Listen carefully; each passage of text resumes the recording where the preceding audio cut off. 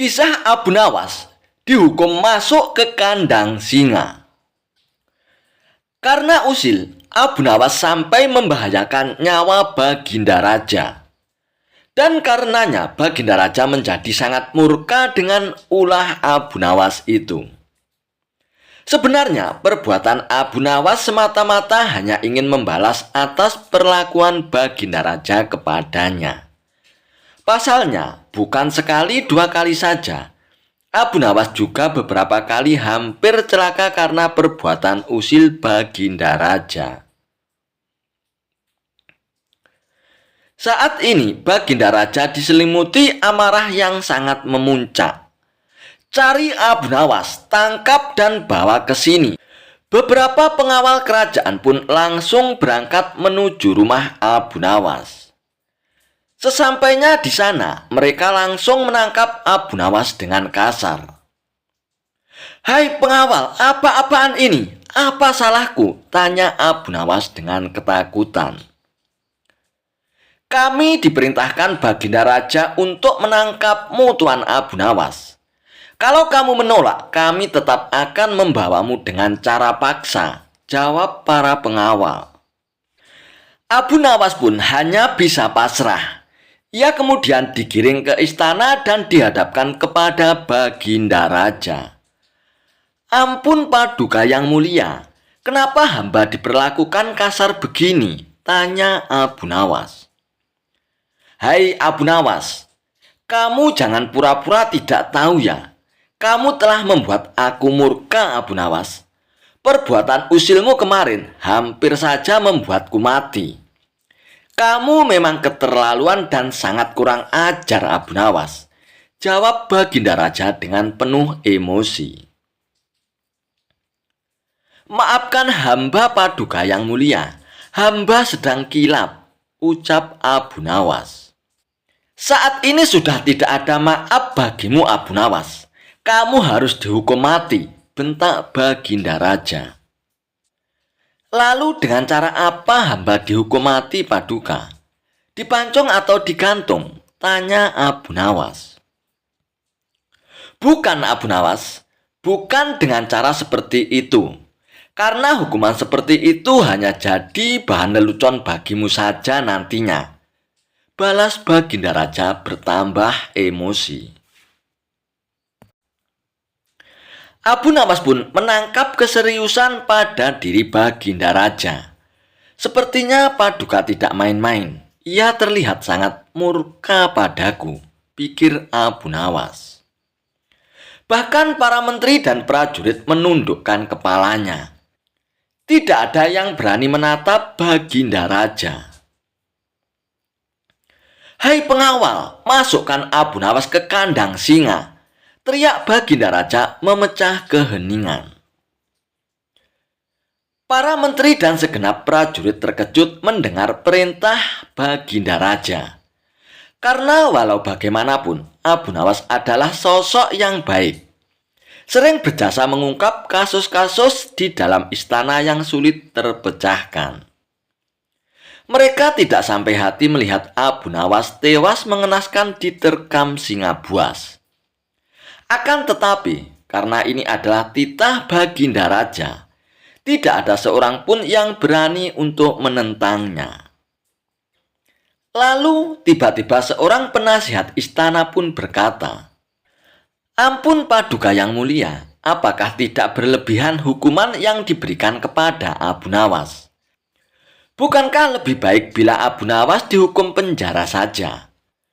Ujar penasihat istana coba membela Abu Nawas.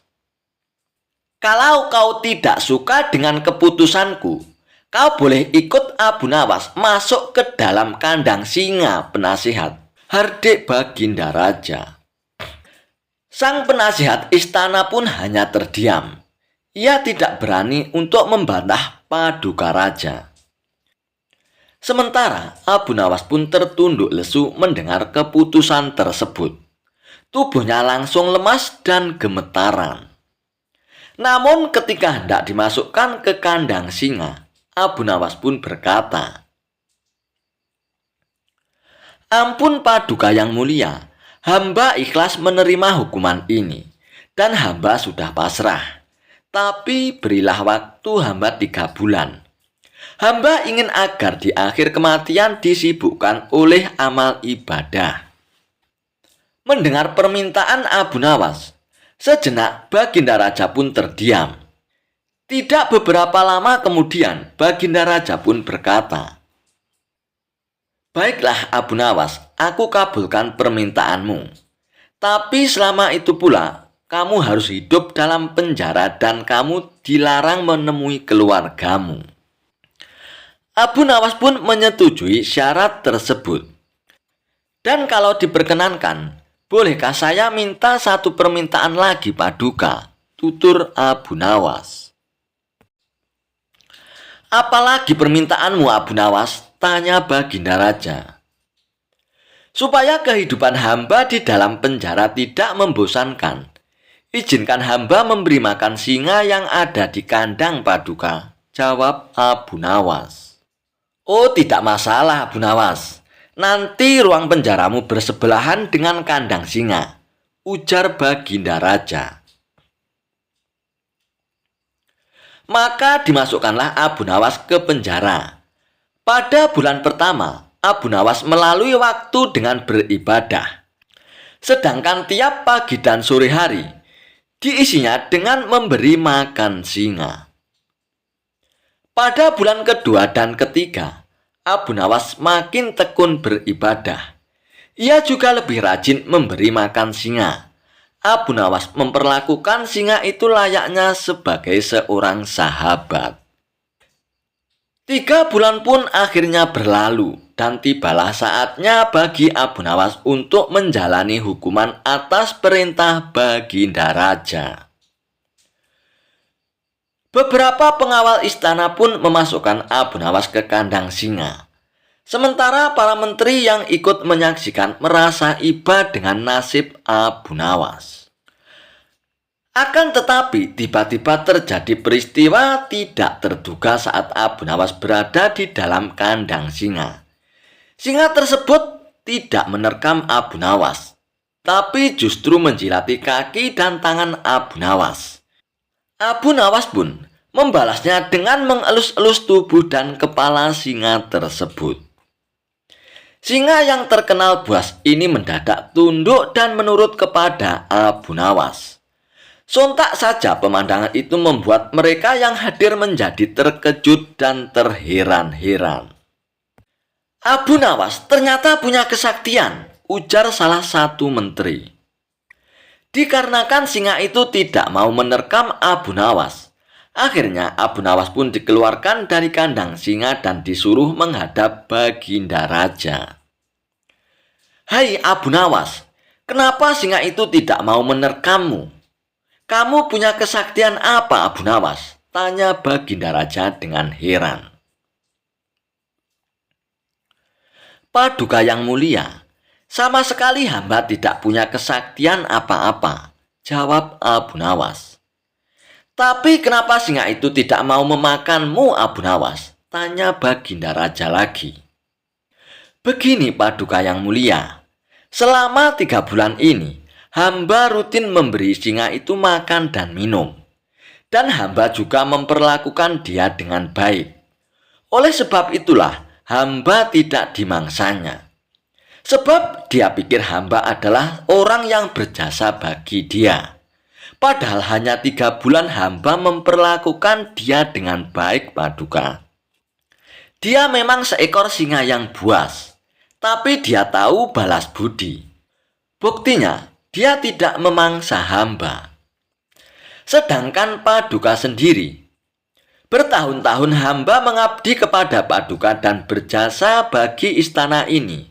Tapi hanya karena satu kesalahan, Paduka begitu tega menjatuhkan hukuman mati kepada hamba," tutur Abu Nawas menjelaskan. Mendengar penuturan Abu Nawas, akhirnya Baginda Raja pun menyadari akan kesalahannya. "Maafkan aku Abu Nawas, aku telah berbuat kilap kepadamu. Baiklah, sekarang kamu boleh pulang.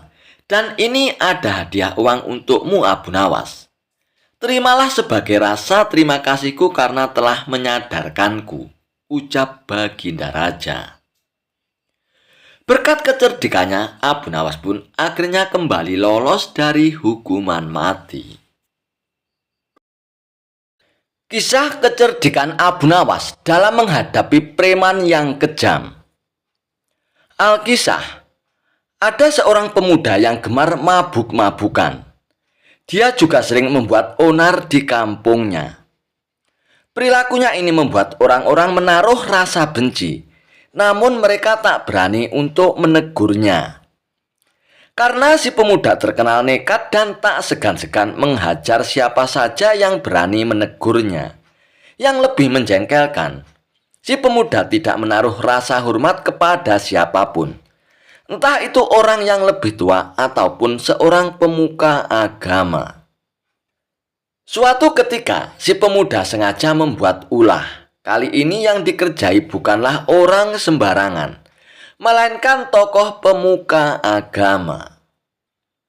Yang pertama, ia mendatangi seorang Habib. "Tuan Habib, izinkan saya berzina," kata si pemuda.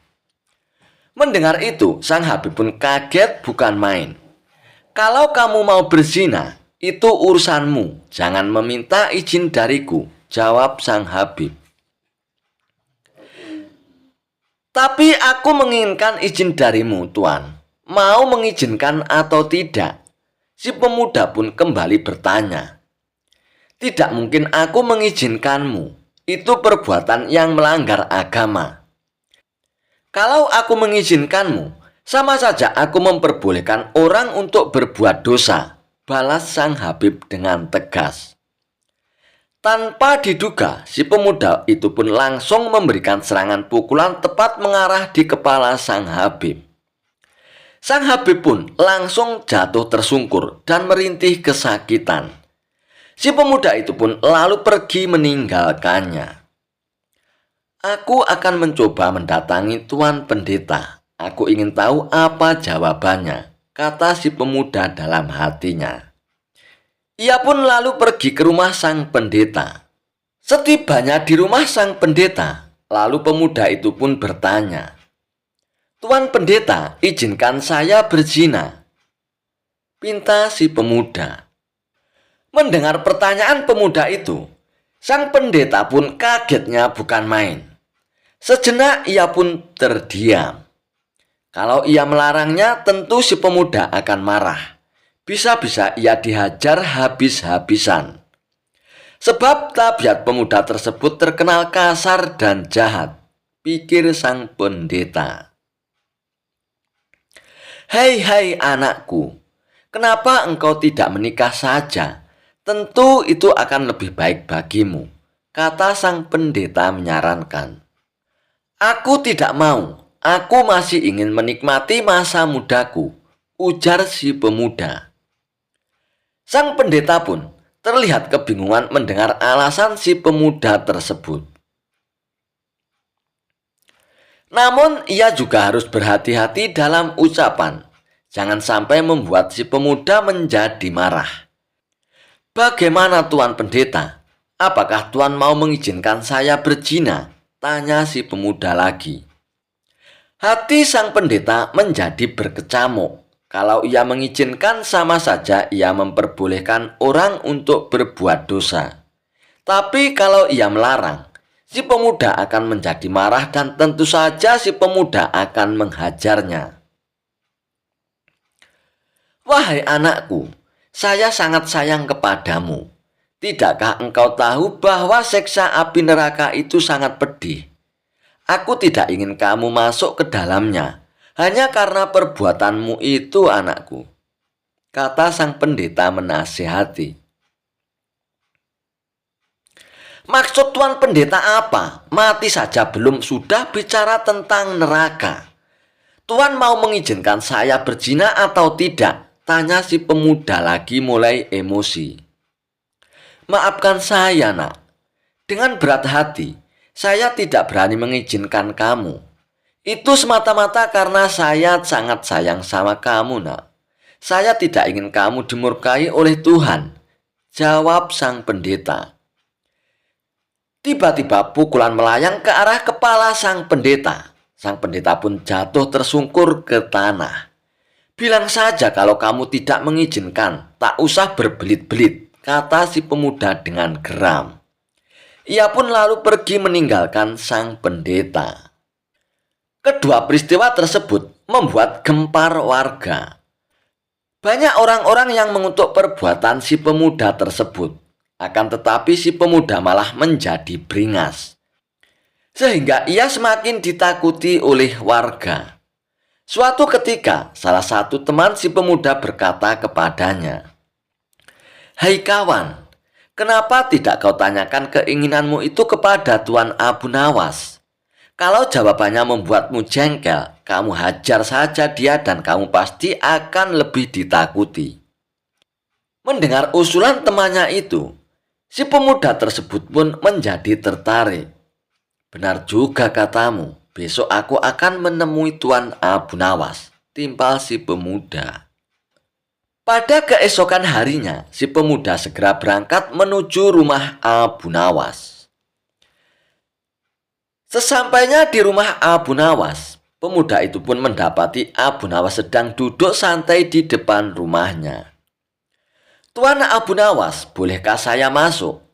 Ada yang ingin saya tanyakan kepada Tuan Abu Nawas," kata si pemuda tersebut. "Oh, silakan masuk anak muda. Kemarilah," balas Abu Nawas. Si pemuda itu pun lalu masuk dan duduk di samping Abu Nawas. "Apa yang ingin kau tanyakan, wahai anak muda?" tanya Abu Nawas. "Tuan Abu Nawas, izinkan saya berbuat zina," pinta si pemuda tersebut. Mendengar itu, Abu Nawas pun hanya tersenyum. "Sebelum aku menjawab permintaanmu, saya ingin mengajukan 3 pertanyaan. Apakah kau siap menjawabnya?" tanya Abu Nawas. "Oh, silakan Tuan, tanyakan saja," jawab si pemuda. "Kalau dia sampai bertanya tentang siksa neraka, saya akan langsung menghajarnya," pikir si pemuda. "Wahai anak muda, apakah kau rela bila ibumu berbuat zina dengan seorang pemabuk dan pembuat onar?" tanya Abu Nawas. "Saya tidak akan rela dan saya akan melakukan apa saja asalkan ibuku tidak berbuat zina," jawab si pemuda. Demikianlah perasaan orang lain. Ia juga tidak akan suka bila hal itu terjadi pada diri ibunya. "Wahai anak muda, kelak nanti bila engkau mempunyai seorang putri, apakah engkau rela bila putrimu berzina dengan seorang pemabuk dan pembuat onar?" tanya Abu Nawas kembali. "Tentu saja saya tidak terima. Saya tidak rela bila putriku berzina dengan orang seperti itu," jawab si pemuda dengan tegas. Nah, orang lain pun demikian. Ia tentu tidak rela bila hal itu terjadi pada diri putrinya, timpal Abu Nawas. Si pemuda tampak merenungi kata-kata Abu Nawas. Ia tak menyangka akan mendapatkan pertanyaan seperti itu. "Sekarang pertanyaan terakhir dari saya, anak muda. Apakah yang akan kamu lakukan bila kamu menitipkan suatu barang kepada orang lain dan barang itu sangat berharga bagimu? Akan tetapi, orang yang kamu titipin tidak amanah. Bahkan ia malah merusak barangmu yang sangat berharga itu," tanya Abu Nawas. "Tentu saja aku akan marah, bahkan aku akan membunuhnya dengan cara yang paling sadis," jawab si pemuda. Abu Nawas pun kembali tersenyum mendengar jawaban si pemuda tersebut. Kemudian Abu Nawas kembali berkata, "Jasad kamu, nyawa kamu, sejatinya adalah titipan Allah yang berharga, yang Allah percayakan kepadamu. Tapi bila engkau mengotori dan merusaknya dengan perbuatan bejatmu, lalu kamu menghadap ke hadapan Allah, kira-kira apa yang akan Allah perbuat kepadamu?" Tiba-tiba suasana pun mendadak jadi hening. Tanpa diduga, si pemuda langsung menangis dan duduk bersimpuh di hadapan Abu Nawas. "Tuan Abu Nawas, saya tidak sanggup membayangkan siksaan yang akan Allah berikan kepada saya. Saya ingin berbuat tobat. Tuan Abu Nawas, bimbinglah saya agar Allah berkenan memaafkan dosa-dosa saya," kata si pemuda sambil menangis sesegukan. Berkat bimbingan dan nasihat Abu Nawas, si pemuda ini pun kembali ke jalan yang benar. Sifatnya yang jahat dan kejam kini berubah menjadi pribadi yang santun. Si pemuda tak lagi dibenci oleh orang-orang, namun sebaliknya, kini ia dicintai dan disambut hangat oleh masyarakat. Kisah Abu Nawas menangkap matahari. Alkisah.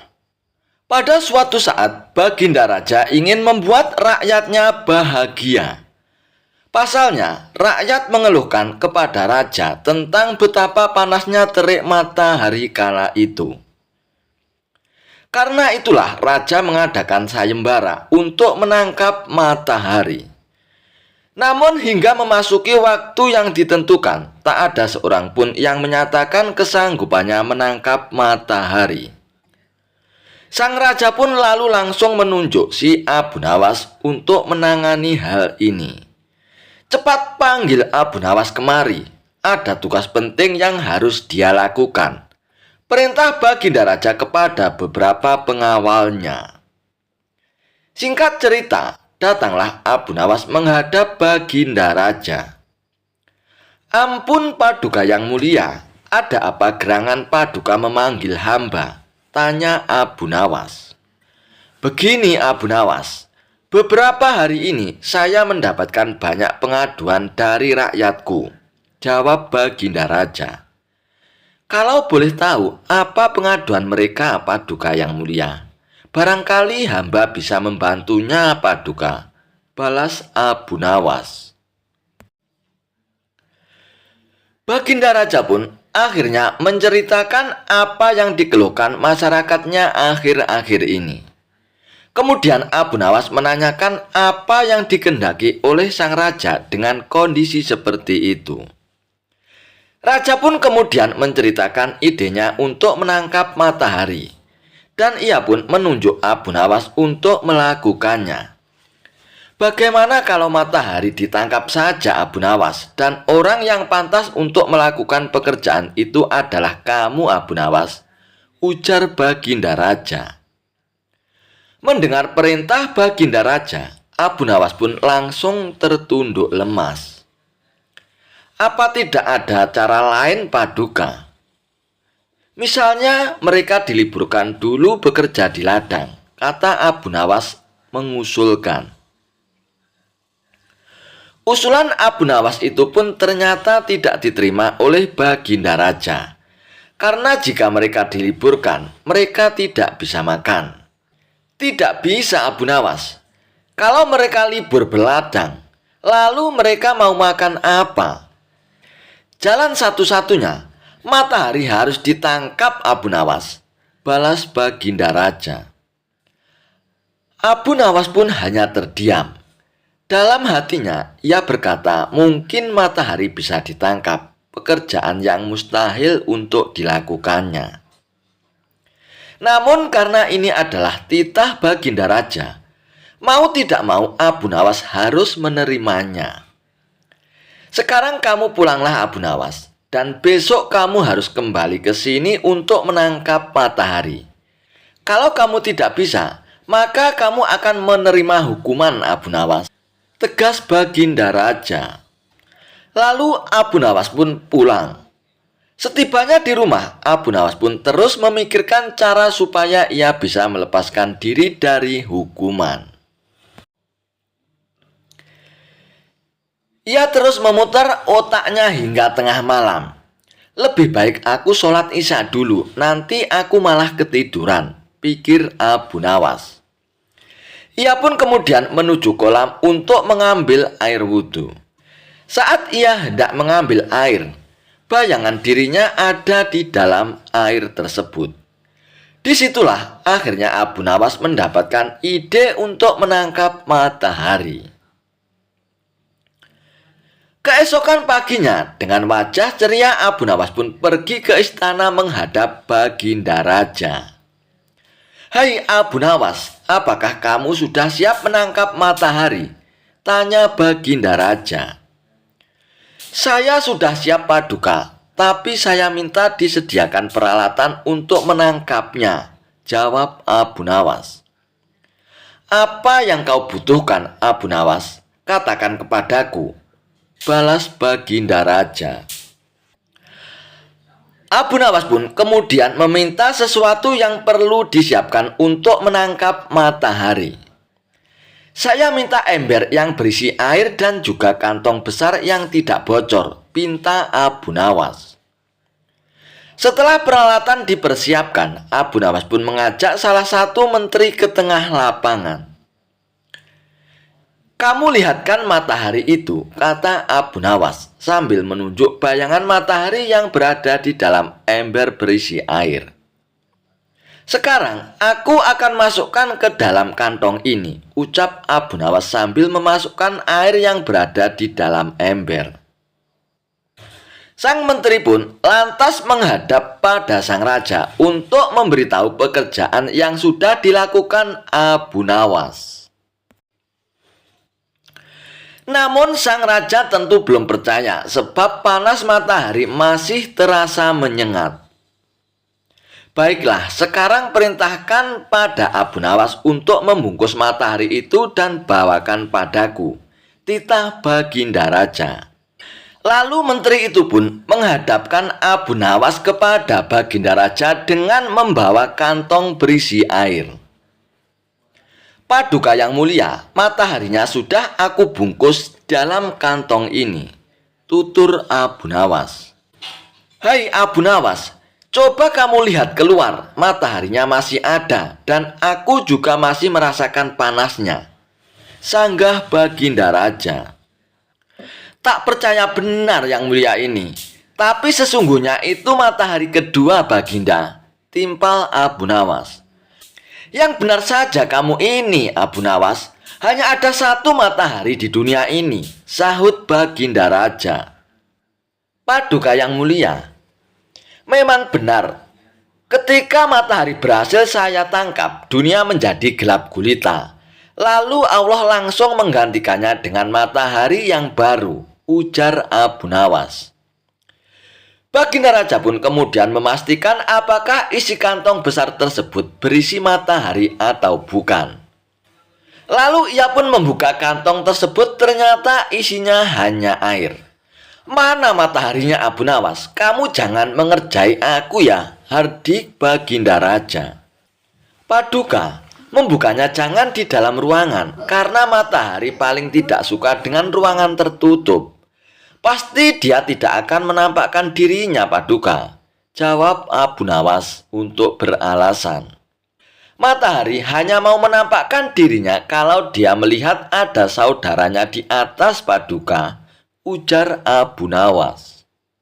Lalu Abu Nawas pun mengajak Baginda Raja ke tengah lapangan dengan membawa kantongnya yang berisi air. "Ini saya buka kantongnya, Baginda. Itu kan ada mataharinya," tutur Abu Nawas sambil menunjukkan kepada Baginda Raja. Baginda Raja pun hanya bisa geleng-geleng kepala dengan kecerdikan Abu Nawas ini. Dan akhirnya ia pun memberikan hadiah kepada Abu Nawas. Jawaban cerdas Abu Nawas tentang keberadaan Tuhan. Dikisahkan pada suatu ketika sepulangnya dari ibadah haji, Baginda Raja Harun Ar-Rasyid pun mengundang Abu Nawas. Beliau merasa rindu karena sudah lama tidak berjumpa dan berbincang-bincang dengan Abu Nawas di istana. Baginda Raja pun kemudian memerintahkan beberapa prajuritnya untuk menjemput Abu Nawas. Sesampainya Abu Nawas di istana, Baginda Raja pun langsung menyambut Abu Nawas dengan mengajaknya menuju ke pendopo istana untuk berbincang-bincang sambil minum teh. Seperti biasanya, dalam setiap perbincangan, Baginda Raja selalu mengajukan beberapa pertanyaan kepada Abu Nawas. Kali ini, Baginda Raja Harun Ar-Rasyid pun berkeinginan membahas seputar ibadah haji yang baru saja ia tunaikan. Baginda Raja pun merasa penasaran dengan orang-orang yang tawaf. Padahal orang yang menunaikan ibadah haji adalah tamu Allah. Jika status para jamaah haji adalah sebagai tamu Allah, kenapa tidak dipersilakan saja masuk ke dalam Baitullah satu persatu? Begitu pikirnya dalam hati. Baginda Raja pun mulai mengajukan beberapa pertanyaan kepada Abu Nawas. "Wahai Abu Nawas, apakah arti Ka'bah Baitullah?" tanya Baginda Raja. "Sebagai tamu Allah, Baginda Raja yang mulia," jawab Abu Nawas. "Kalau sebagai tamu Allah, mengapa mereka tidak dipersilakan masuk saja ke dalam Baitullah?" tanya Baginda Raja dengan penasaran. "Baitullah hanyalah sebagai lambang, wahai Baginda," jawab Abu Nawas. "Kalau begitu, di manakah Allah bersemayam?" tanya Baginda Raja masih dengan penasaran. "Di dalam hati orang mukmin, Baginda," jawab Abu Nawas kembali. Abu Nawas pun kemudian menjelaskan karena tidak ada suatu ruang yang bagaimanapun luasnya mampu menampung zat Allah kecuali hati orang mukmin. Qalbu mukmin Baitullah, hati orang mukmin adalah rumah Allah. Mengapa Baitullah dijadikan kiblat? Tanya Baginda kembali. Untuk memudahkan pemahaman orang awam Baginda Raja, kata Abu Nawas, Baitullah itu terlihat, maka dari itu sholat syariat kiblatnya adalah Baitullah yang waktunya ditentukan dan dengan bacaan tertentu pula. Tambah Abu Nawas. Sedangkan sholat tarekat kiblatnya hati. Waktunya bisa setiap saat dan bacaannya zikir kepada Allah. Jelas Abu Nawas. Baginda Raja Harun Ar-Rasyid pun merasa puas dengan jawaban yang diberikan oleh Abu Nawas. Kisah Abu Nawas antara sahabat dan keyakinan. Abu Nawas, kata Baginda Raja Harun Ar-Rasyid. "Daulat Paduka yang mulia," jawab Abu Nawas. "Aku akan berterus terang kepadamu bahwa kali ini engkau aku panggil bukan untuk kupermainkan atau aku perangkap. Tetapi aku benar-benar memerlukan bantuanmu, Abu Nawas," kata Baginda Raja. "Apakah gerangan yang bisa hamba lakukan untuk Paduka yang mulia?" tanya Abu Nawas. "Ketahuilah Abu Nawas, bahwa beberapa hari yang lalu aku mendapat kunjungan dari negeri sahabat. Kebetulan rajanya beragama Yahudi. Raja itu adalah sahabat karibku hingga begitu berjumpa denganku, dia langsung mengucapkan salam secara Islam. Aku tidak menduga sama sekali. Tanpa pikir panjang, aku membalas salamnya sesuai dengan ajaran agama kita, yaitu kalau mendapat salam dari orang yang tidak beragama Islam, hendaklah dijawab dengan wassalamu alaikum atau kecelakaan bagi kamu. Dan tentu saja dia merasa tersinggung. Dia menanyakan mengapa aku tega membalas salamnya yang penuh dengan doa keselamatan dengan jawaban yang mengandung kecelakaan. Saat itu sungguh aku tak bisa berkata apa-apa selain diam. Dan pertemananku dengan dia selanjutnya tidak berjalan sebagaimana mestinya. Aku berusaha menjelaskan bahwa aku hanya melaksanakan apa yang dianjurkan oleh ajaran agama Islam. Akan tetapi dia tidak bisa menerima penjelasanku. Aku merasa bahwa pandangannya terhadap Islam tidak semakin baik, tetapi malah sebaliknya. Namun, bila engkau mempunyai alasan lain yang bisa aku terima, kita akan tetap bersahabat. Begitu kata sahabat karibku itu. Kalau hanya itu persoalannya, mungkin hamba bisa memberikan alasan yang dikehendaki Raja Sahabat Paduka itu yang mulia, kata Abu Nawas meyakinkan Baginda Raja. Mendengar kesanggupan Abu Nawas, Baginda Raja pun amat riang dan ia pun berulang-ulang menepuk pundak Abu Nawas. Wajah Baginda Raja yang semula gundah gulana seketika itu juga berubah menjadi cerah. Cepat katakan wahai Abu Nawas, jangan biarkan aku menunggu, kata Baginda Raja tak sabar. Baginda yang mulia, memang sepantasnya lah kalau Raja Yahudi itu menghaturkan ucapan salam keselamatan dan kesejahteraan kepada Baginda. Karena ajaran Islam memang menuju keselamatan dari siksa api neraka dan kesejahteraan menuju surga. Bukankah Islam mengajarkan tauhid yang berarti tidak menyekutukan Allah Subhanahu wa Ta'ala, juga termasuk tidak menganggap Allah mempunyai anak? Nah, ajaran tauhid ini tidak dimiliki oleh agama-agama lain, termasuk agama yang dianut Raja Yahudi Sahabat Paduka itu. Ajaran agama Yahudi menganggap Uzair adalah anak Allah. Maha suci Allah dengan anggapan itu dan tidak pantas Allah mempunyai anak. Sedangkan orang Islam membalas salam dengan ucapan wassalamu alaikum atau kecelakaan bagi kamu.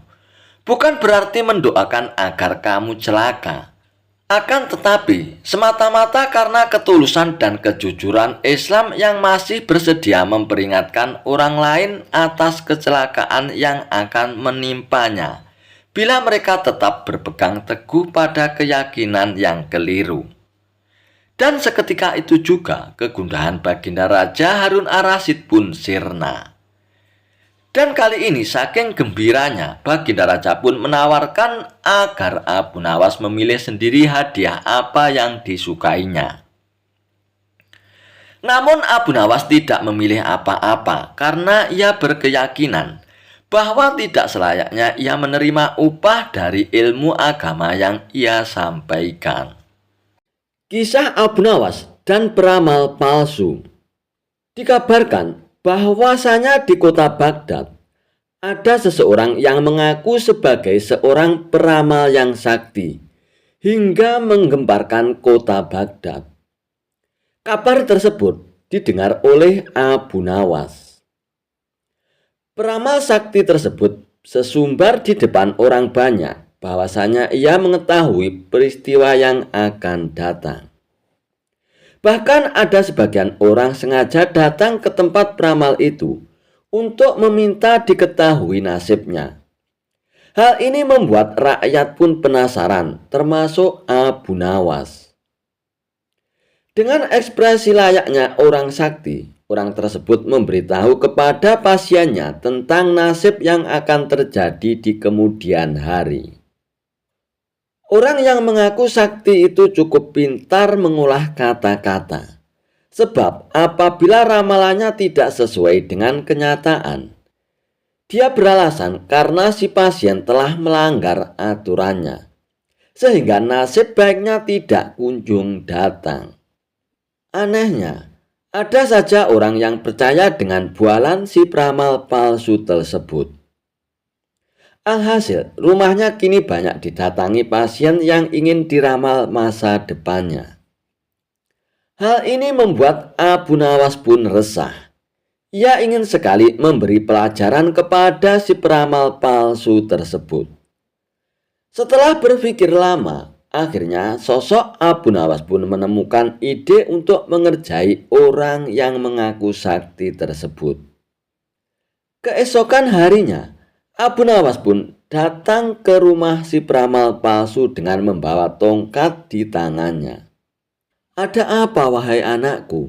Apa yang kau keluhkan?" Tanya si peramal palsu itu dengan nada yang sok berwibawa.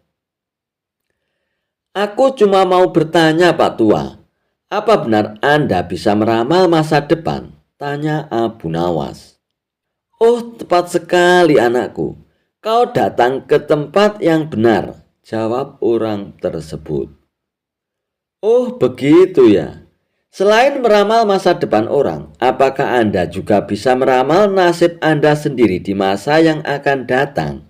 Tanya Abu Nawas lagi. Oh, tentu saja bisa, wahai anakku. Aku bisa tahu apa yang akan terjadi pada diriku sendiri, jawab si peramal palsu tersebut. Setelah mendengar pengakuan peramal palsu tersebut, tiba-tiba Abu Nawas pun memukulkan tongkatnya tepat mengenai kepala si peramal palsu itu. Aduh, kenapa kau memukulku, anakku? Tanya peramal palsu dengan kesakitan. Oh, tadinya Anda bisa tahu apa yang akan terjadi pada diri Anda. Seharusnya sebelum aku memukul, Anda sudah menghindar. Berarti Anda ini pembohong, ujar Abu Nawas. Oh tidak, wahai anakku. Sebenarnya aku sudah tahu.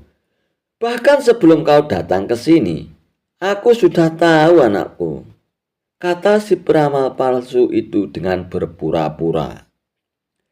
Tapi kenapa Anda tidak mengelak waktu aku pukul? Tanya Abu Nawas lagi. Itu aku sengaja membiarkannya, jawab peramal palsu tersebut. Baiklah, sekarang coba tebak apa yang akan menimpamu lagi, tanya Abu Nawas sambil mengangkat tongkatnya. Si peramal palsu itu pun buru-buru menjauh dari Abu Nawas. Kamu pasti akan memukulku, anakku, jawab si peramal palsu itu. Anda salah, Pak Tua, balas Abu Nawas. Bersamaan dengan itu Abu Nawas pun menghancurkan barang-barang yang ada di rumah peramal tersebut. Hingga rumah itu pun menjadi berantakan. Banyak barang yang pecah akibat pukulan tongkat Abu Nawas. Tidak terima dengan perilaku Abu Nawas, peramal palsu itu pun lalu mengadukan kepada Tuan Hakim. Singkat cerita, Abu Nawas dan si peramal palsu itu diundang ke pengadilan untuk menemui Tuan Hakim. Di depan Tuan Hakim, si peramal palsu menuntut Abu Nawas dihukum berat sebab telah memukul dirinya dan membuat onar di rumahnya. Hei Abu Nawas, apa alasanmu sampai tega memukul dia dan kenapa kau menghancurkan barang-barang yang ada di rumahnya? Tanya Tuan Hakim kepada Abu Nawas. Oh begini Tuan Hakim, awalnya hamba tanya ke dia, apakah bisa tahu nasib yang akan terjadi kepada dirinya sendiri? Dia kan ngakunya peramal yang sakti dan bilang katanya tahu apa yang akan terjadi di masa yang akan datang, Tuan Hakim. Tapi saat hamba pukul pakai tongkat, dia tidak menghindar. Tuan Hakim, pasti dia akan menghindarkan apabila tahu ada orang yang akan memukulnya. Jadi siapa yang salah? Dia yang pembohong atau hamba yang memukul dia? Tutur Abu Nawas kepada Tuan Hakim. Lalu saat hamba hancurkan barang-barangnya, ternyata dia juga tidak tahu, Tuan Hakim. Kalau dia tahu, pasti sebelum hamba datang sudah mengamankan barang-barangnya. Katanya bisa meramal masa depan, sedangkan masa depan dirinya sendiri saja tidak tahu. Berarti dia yang pembohong, Tuan Hakim, jelas Abu Nawas. Ada benarnya apa yang dikatakan Abu Nawas. Kalau kau memang mengaku peramal, harusnya kau tahu apa yang akan terjadi kepadamu, ucap Tuan Hakim kepada peramal palsu tersebut. Dan akhirnya Abu Nawas pun dibebaskan dari tuntutan hukuman. Sementara orang yang mengaku sakti sebagai peramal palsu itu pun menjadi kapok. Dia tidak berani lagi membuka praktek ramalannya lagi. Kisah Abu Nawas, pembagian kambing yang rumit. Suatu hari datanglah 3 orang dari desa menghadap Baginda Raja Harun ar-Rasyid di istana. Mereka datang untuk mencari pembenaran pada masalah yang mereka hadapi bersama. Begitu sampai di istana, mereka langsung menghadap Baginda yang ketika itu sedang bersama pembesar-pembesar kerajaan. Salah satu dari mereka berkata, "Ampun beribu ampun tuanku yang mulia. Kedatangan kami ke sini tidak lain hanyalah untuk meminta penyelesaian tentang persoalan yang sedang melilit kami bertiga," kata salah seorang dari mereka yang bernama Ahmad. "Baiklah, ceritakan apa persoalan kalian," ucap Baginda Raja. "Begini Baginda, saya Ahmad mempunyai 2 ekor kambing betina. Teman kami Zulfikar mempunyai 1 ekor kambing jantan, sedangkan Jubair tidak mempunyai kambing. Karena itulah Jubair yang setiap hari harus bekerja mengembalakan kambing. Apabila ketiga kambing itu beranak pinak, maka pembagian keuntungannya juga telah kami sepakati, yakni saya mendapat separuh dari jumlah kambing, Zulfikar memperoleh 1/3 dari jumlah kambing, sedangkan Jubair yang menggembala dan merawat akan mendapat bagian 1/8-nya. Jelas Ahmad kepada Baginda Raja. "Lantas apakah kambing itu sekarang sudah beranak pinak?" tanya Baginda Raja. "Benar Baginda, ketiga kambing itu sekarang sudah berjumlah menjadi 23 ekor. Karena itu kami sekarang ingin membaginya sesuai dengan kesepakatan kami dulu. Tetapi ternyata kami kesulitan untuk membaginya. Karena itulah kami datang ke sini untuk memohon pertolongan Baginda Raja," terang Ahmad. "Membagi 23 ekor kambing sesuai perjanjian tentu tidak mudah. Bayangkan bila Ahmad memperoleh pembagian separuh dari kambing-kambing itu, maka Ahmad sebenarnya mendapat bagian 11 ekor lebih setengah kambing. Sedangkan Zulfikar memperoleh pembagian 1/3 seharusnya mendapatkan 7 ekor lebih 2/3 kambing. Sementara Jubair mendapatkan 1/8-nya, yang berarti 2 ekor kambing lebih 7/8 kambing." Baginda Raja tampaknya berusaha berpikir keras untuk memecahkan persoalan tersebut. Bahkan para pejabat yang hadir di tempat tersebut juga tak sanggup untuk memecahkan persoalan tersebut. Karena orang yang hadir di tempat itu tak ada yang bisa memecahkan masalah tersebut. Akhirnya Baginda berpikir untuk mengundang Abu Nawas dengan kecerdasannya untuk menyelesaikan persoalan tersebut. Maka diperintahkanlah Abu Nawas untuk datang ke istana. Dan sesampainya Abu Nawas di istana, Baginda Raja pun kemudian memerintahkan Ahmad untuk menceritakan semua persoalan rumit yang mereka hadapi kepada Abu Nawas. "Wah, ini masalah kecil Baginda. Insya Allah saya bisa membantu mencarikan jalan keluarnya," kata Abu Nawas. "Tolong bawakan kambing itu masuk semuanya," pinta Abu Nawas kepada ketiga orang tersebut. Setelah ke-23 ekor kambing tersebut dituntun masuk ke istana, Abu Nawas lalu menghitung kembali jumlah kambing itu. Sesudah kambing itu dihitung dan benar jumlahnya 23, maka Abu Nawas pun mulai berpikir keras mencari solusi dari masalah yang cukup rumit tersebut. Tidak lama kemudian, Abu Nawas pun kembali berkata, "Izinkanlah saya meminjam kambing Baginda Raja 1 ekor saja," pinta Abu Nawas. "Nah, sekarang saatnya saya akan membagi kambing tersebut sesuai dengan porsi kalian saat perjanjian," kata Abu Nawas setelah menambahkan seekor kambing milik Baginda Raja. Ahmad yang berhak memperoleh separuh dari kambing, maka boleh mengambil 12 ekor. Sedangkan engkau Zulfikar yang memperoleh bagian sepertiganya, maka boleh mengambil 8 ekor, perintah Abu Nawas. Dan yang terakhir engkau Jubair, yang memperoleh bagian 1/8-nya, maka engkau berhak mengambil bagian 3 ekor kambing. Dan masih sisa 1 ekor kambing, karena saya tadi meminjam 1 ekor kambing milik Baginda Raja.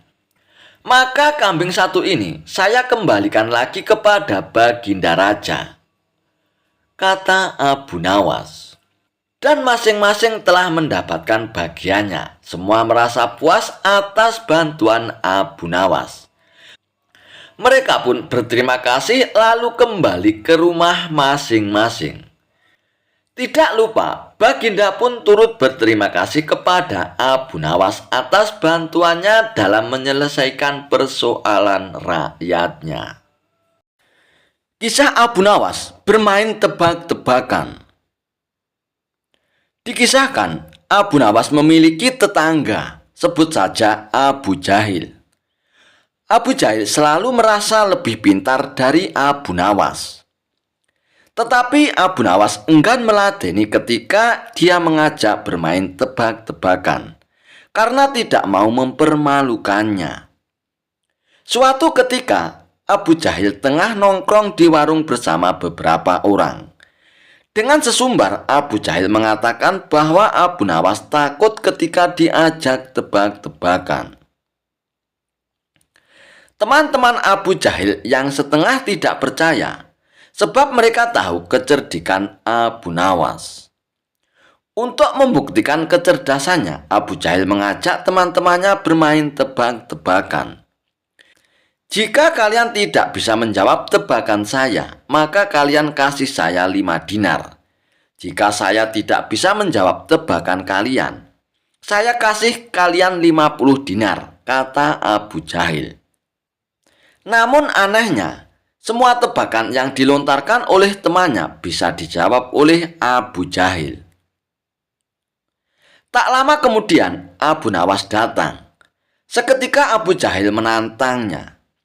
Tetapi Abu Nawas cuek saja dan duduk agak jauh sambil memesan segelas teh. Tuh kan, Abu Nawas takut meladeni saya.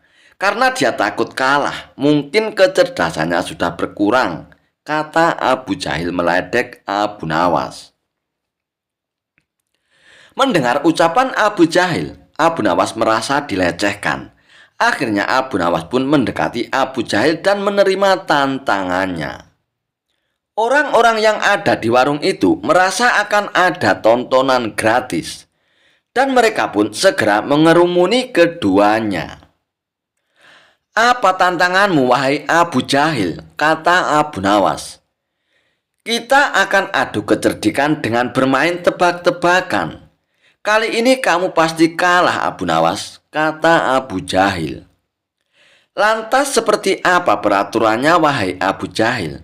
Tanya Abu Nawas. Jika kamu tidak bisa menjawab tebakan saya, maka kasih saya 5 dinar. Namun jika saya tidak bisa menjawab tebakan kamu, saya kasih kamu 50 dinar, Abu Nawas, kata Abu Jahil dengan sombongnya. Akhirnya Abu Nawas menyetujui aturannya. Tetapi Abu Jahil meminta agar mengajukan pertanyaan terlebih dahulu.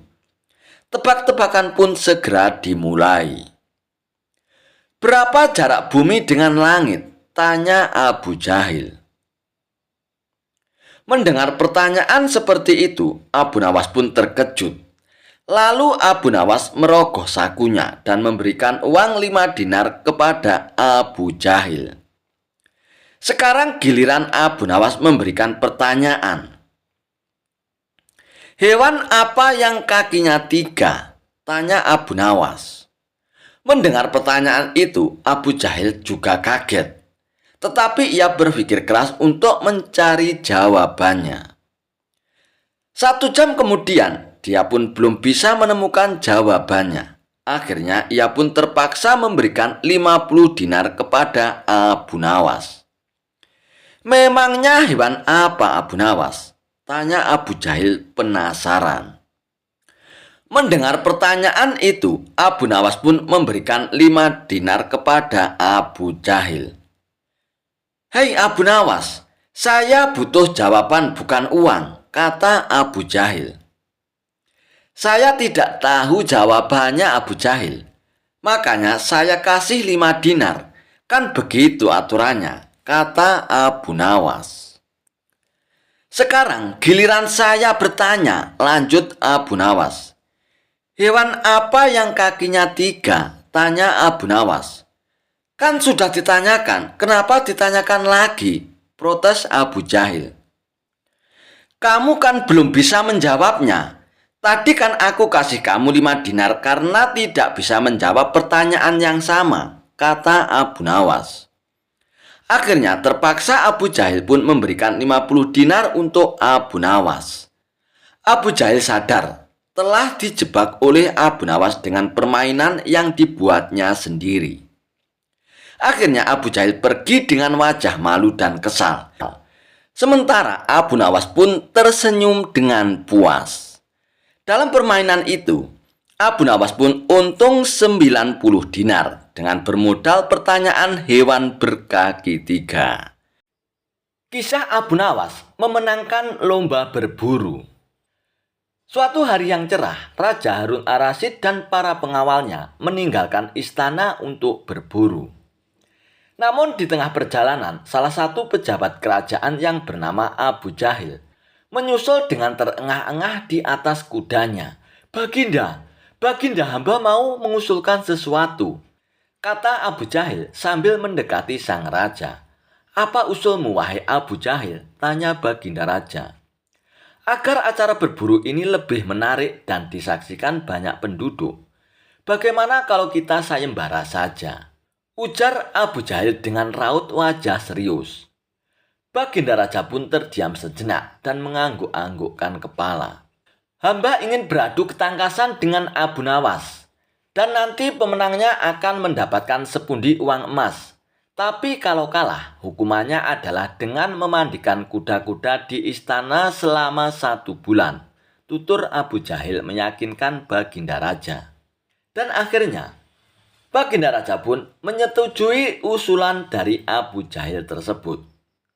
Hitung-hitung sayembara itu akan memberikan hiburan kepadanya. Maka dipanggillah Abu Nawas untuk menghadap Baginda Raja. Dan Abu Nawas pun segera menghadap Raja Harun ar-Rasyid. Ia pun diberi petunjuk panjang lebar oleh Baginda Raja. Namun pada awalnya Abu Nawas menolak sayembara tersebut, karena ia tahu bahwa semua ini adalah akal licik dari Abu Jahil yang ingin menyingkirkannya dari istana. Tapi Baginda Raja Harun ar-Rasyid memaksa dan Abu Nawas tak bisa menolaknya. Abu Nawas pun berpikir sejenak. Ia tahu kalau Abu Jahil sekarang diangkat menjadi pejabat istana. Ia pasti mengerahkan semua anak buahnya untuk menyumbang seekor binatang buruannya di hutan nanti. Namun karena kecerdikannya, Abu Nawas pun tersenyum riang. Abu Jahil yang amat melihat perubahan raut muka Abu Nawas menjadi penasaran dibuatnya. Mana mungkin Abu Nawas bisa mengalahkan dirinya kali ini, pikir Abu Jahil dalam hatinya. Akhirnya, Baginda Raja pun menggiring mereka ke tengah alun-alun istana. Raja dan seluruh rakyat menunggu siapa yang akan menjadi pemenang dalam perlombaan berburu itu. Trompet tanda mulai adu ketangkasan pun telah ditiup. Abu Jahil segera memacu kudanya secepat kilat menuju hutan belantara. Namun anehnya, Abu Nawas justru sebaliknya.